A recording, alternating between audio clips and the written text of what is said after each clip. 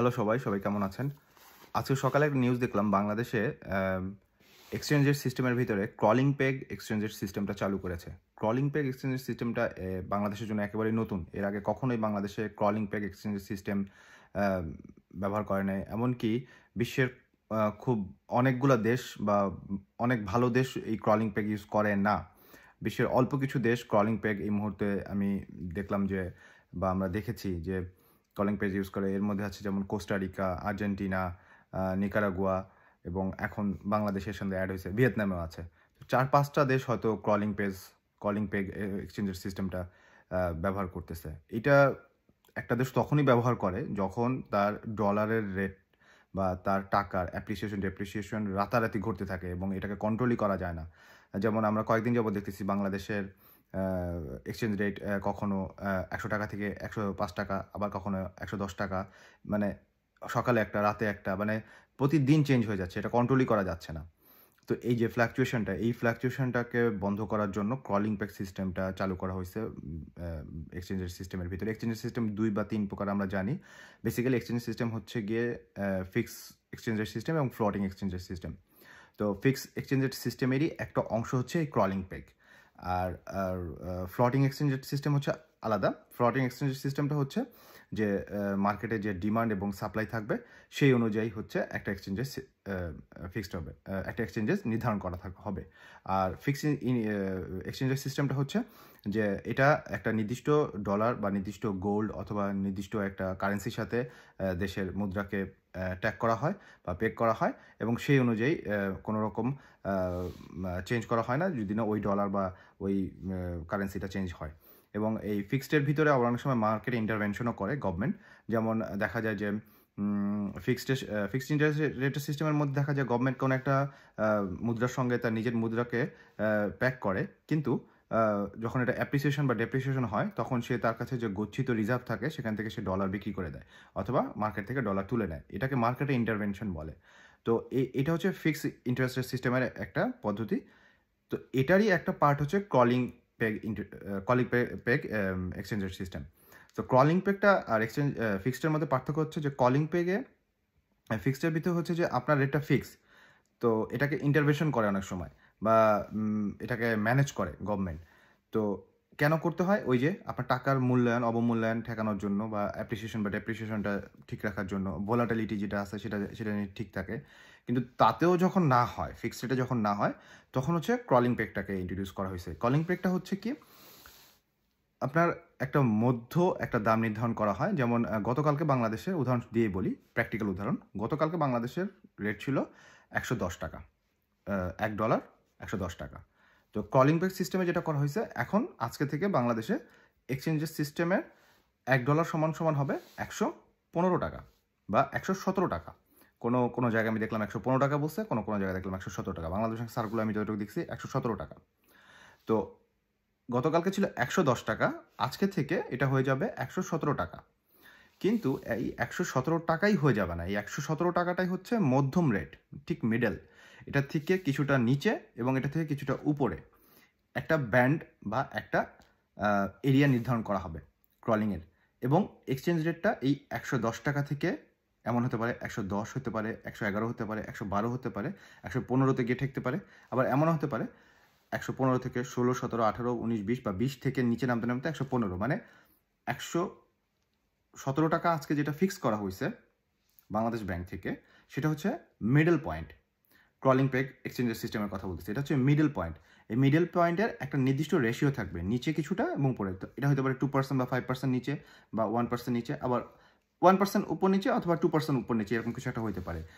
কিছু একটা হইতে পারে এই জন্যই বলতেছি, এটা একটা ফর্মুলা মেনে কাজ করে। তো গতকালকে বাংলাদেশ ব্যাংকের সাথে যখন IMF এর একটা মিটিং হয়েছে, সেই মিটিংয়ে তারা বলে দিছে যে এখন থেকে আমরা ক্রলিং পেগ এক্সচেঞ্জের সিস্টেম ব্যবহার করব। কিন্তু এটার যে ফর্মুলাটা সেটা এখন পর্যন্ত ডেভেলপ করা হয় নাই। আমি আজকে বাংলাদেশ ব্যাংকের ওয়েবসাইটে গিয়ে পড়লাম। আমি আজকে কয়েকটা ফাইন্যান্সিয়াল পত্রিকাও পড়ে দেখলাম যে এটার জন্য যে এই যে আমাদের মধ্যম রেটটা ফিক্স করে দিছে ৳১১৭, ৳১১০ থেকে ৳১১৭ করে দিছে মধ্যম রেট, একটা মিডল একটা রেট। সেই রেটটা থেকে কতটুকু কমবে এবং কতটুকু বাড়বে সেইটা একটা ফর্মুলা মেনটেন করে। সেই ফর্মুলাটা এখন পর্যন্ত ডেভেলপ হয় নাই। সেটা বাংলাদেশ ব্যাংকের ঊর্ধ্বতন কর্মকর্তার সাথে IMF এর কর্মকর্তারা এই যে বসছে আর কি, যে ফর্মুলাটা কীভাবে কতটুকু রেঞ্জটা ঠিক করা যায় বা ফর্মুলাটা কী হবে সেটা, এবং এটা হয়তো বা একটু সময় লাগবে, এবং এটা কত সময় লাগবে এরকম কিছু বলেও নাই। তবে এটা এটা এটা জানা গেছে যে আজকে থেকে বাংলাদেশে ক্রলিং প্যাগ এক্সচেঞ্জের সিস্টেমটা চালু হয়েছে। এটা তো গেলো ফর্মুলা। কেন এই ক্রলিং প্যাগটা এই মুহূর্তে ইমপ্লিমেন্ট করছে? কারণ আমি এর আগেই বলছি যে ভোলাটিলিটি, মানে এত বেশি ফ্ল্যাকচুয়েশন হচ্ছে বাংলাদেশের এক্সচেঞ্জ রেটের সাথে, বাংলাদেশের মুদ্রার ডলারের সাথে বাংলাদেশের মধ্যে এত এক্সচেঞ্জ মানে এত ভোলাটাইল হয়ে গেছে যে এটাকে কন্ট্রোল করা যাচ্ছে না। তো সাধারণত এই পদ্ধতি ব্যবহার করে এটাকে কন্ট্রোল করা হয়। ভোলাটিলিটি অথবা এটার যে তারতম্য, এই যে এত যে উঠানামা করতেছে, এটাকে যেন একটা মার্কেট কারেকশন করা যায় বা মার্কেটের সাথে সামঞ্জস্য করা যায় বা এটাকে যেন কন্ট্রোল করা যায়, এটা করার জন্য হচ্ছে ক্রলিং প্যাগের হেল্প নেওয়া হয়েছে বা এই এক্সচেঞ্জ রেটের হেল্প নেওয়া হয়েছে। কিন্তু এটার মানে নেওয়ার পিছে কারো এর ব্যাকগ্রাউন্ড, মানে আমি যদি যাই 2011 থেকে 2022 সাল পর্যন্ত বাংলাদেশ ফিক্সড এক্সচেঞ্জের সিস্টেমে ফিক্সড এক্সচেঞ্জ সিস্টেম চালু ছিল। তো 2022-এর পরে করোনা, যুদ্ধ, তারপরে আরও কিছু কারণ, ইন্টারনালও কিছু কারণ আছে, ব্যাংকিং সেক্টরে বেশ কিছু ডিফল্ট লোন, টাকা ডেপ্রিসিয়েশন, সব কিছুর কারণে হঠাৎ করে আমাদের যেখানে 2011-তে $1 সমান 75 ছিল, সেটা 2022 পর্যন্ত 75 থেকে 85 টাকা পর্যন্ত হয়েছে, যেটা মোটামুটি 14 থেকে 15% একটা চেঞ্জ। 11 বছরে 15% চেঞ্জ খুব কিছুই না, এটা কোনো বড় ধরনের চেঞ্জ না, মোটামুটি ইকোনমি ঠিক ছিল। 2022-এর পরে এটা 85 টাকা থেকে 110 টাকা এসে ঠিকছে। এটা এটা 84 বা 70%-এর মতো একটা চেঞ্জ, এরকম কিছু একটা।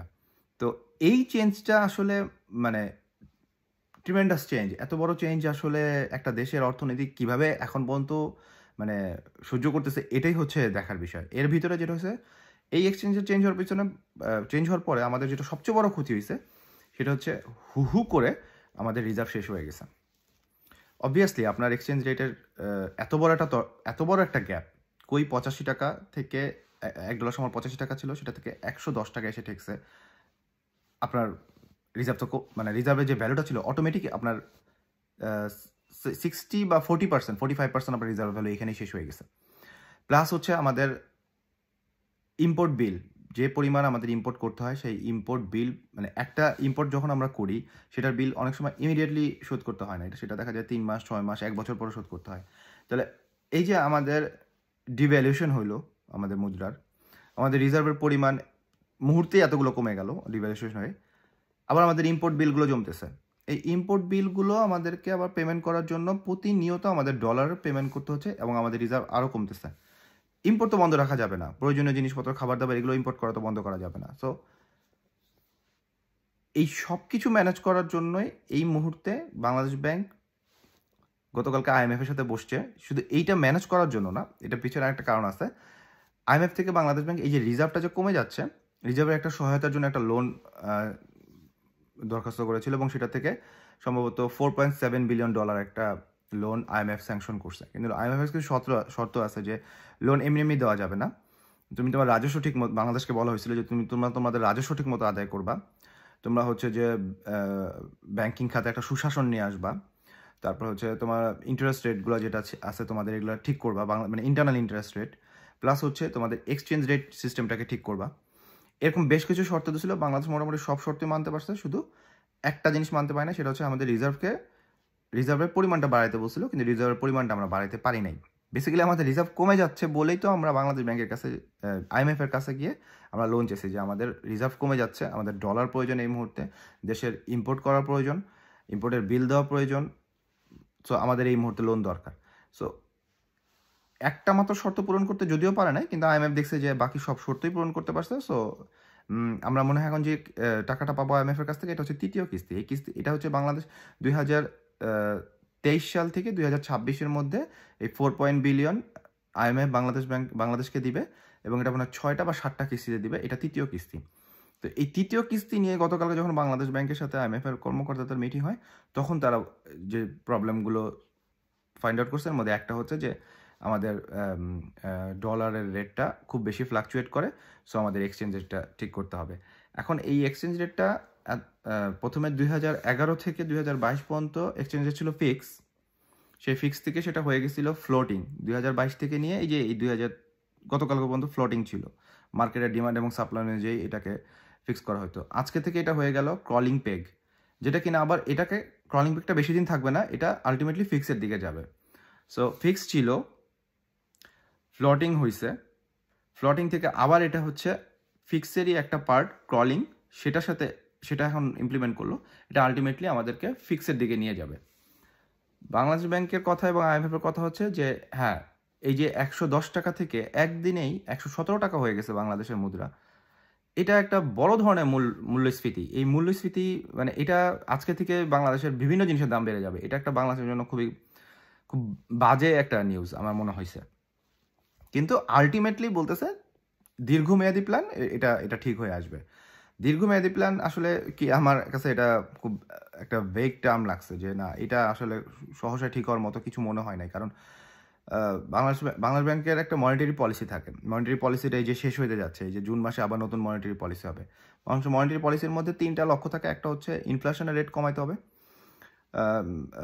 দেশের যে ইন্টারনাল ব্যাংকিংয়ের যে লোন বা ডিফল্ট লোন বা গুড অ্যাসেট এগুলোকে বাড়াইতে হবে এবং ডিফল্ট লোন কমাইতে হবে। আর একটা হচ্ছে গিয়ে এক্সচেঞ্জ রেট ঠিক করতে হবে, আর আমাদের রিজার্ভ জানি ঠিক মতো থাকে। মনিটারি পলিসিতে সাধারণত দেশের এই জিনিসগুলোর উপর ইন্ডিকেশন থাকে।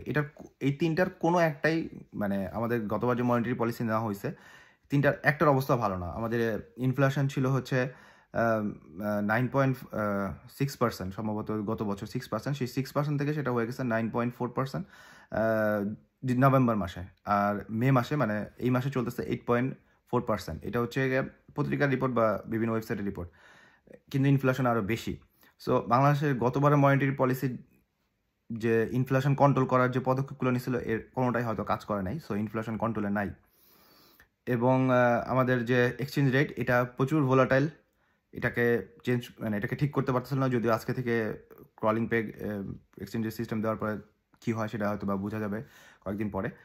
আরেকটা হচ্ছে আমাদের ইন্টারনাল যে ব্যাড লোনগুলো, এই ব্যাড লোনগুলো হচ্ছে কমানোর একটা বিষয় আছে, কিন্তু ব্যাড লোনগুলো কতটুকু কমতে পারে, এই ব্যাড লোনের পরিমাণ অনেক বেড়ে গেছে। সো এটা মনিটারি পলিসিতে এরকম উল্লেখ ছিল যে এটাকে কমাইতে হবে। তো যাই হোক, সব কিছু মিলে চেষ্টা করতেছে বাংলাদেশ ব্যাংক কিছু কারেকশন নেওয়া, কিন্তু ওভারঅল আমার কাছে মনে হয়েছে যে কিছু কিছু পদক্ষেপ হয়তোবা এখন আসলে কোনো জাজমেন্ট হওয়ার মতো কোনো বিষয় না, যে আমি কোনো জাজমেন্ট করতেও পারবো না আমরা। আমাদের মনে হয় কারেকশন মেজাজ, আমি গতকালকে একটা কথা বলছিলাম যে ব্যাংকিং এর খাতে যে মার্জার অ্যান্ড অ্যাকুইজিশন করে একটা কারেকশন করার চেষ্টা করা হয়েছে। আজকে আবার দেখলাম যে এক্সচেঞ্জ রেটের কারেকশন করা হয়েছে। সো আমার মনে হচ্ছে এখন কারেকশন চলতেছে। তবে আমাদের এই জিনিসগুলো নিয়ে খুব বেশি আমাদের শুধু জানার জন্য আপনাদের সাথে শেয়ার করা।